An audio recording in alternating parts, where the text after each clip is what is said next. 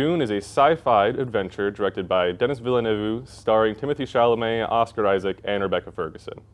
The film takes place roughly 10,000 years in the future, following the noble Atreides family as they are tasked with overseeing a critical industry on the most dangerous planet in the universe.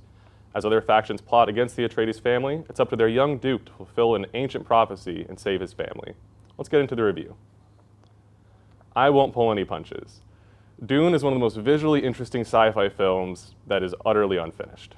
This isn't like The Lord of the Rings or Star Wars, where each film tells a mostly complete story that fills into a larger narrative. This film covers roughly half of the book it's adapted from, which is only the first in a much longer series. The fragmented story that it does adapt just isn't compelling as a standalone narrative. If you haven't read the books and don't plan on doing so, there's no point in trying to watch this movie for the plot. That being said, if you can look past this glaring issue, there are some innovative visual effects to enjoy.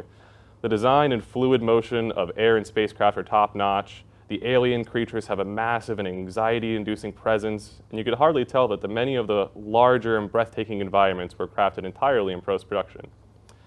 The only special effect that I really had any gripe with were the sci-fi body shields. They use sort of a blurry and displaced red-blue color scheme to indicate when anyone is being harmed or hit, which is a great visual indicator.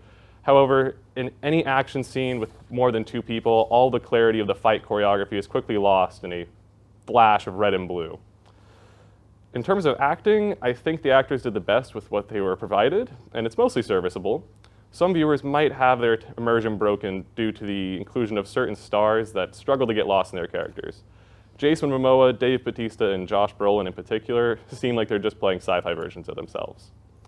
It's disappointing to see a project with such promise left unfinished, and I hope that the second part ends up being created in the next few years so that we can enjoy this full film to the fullest.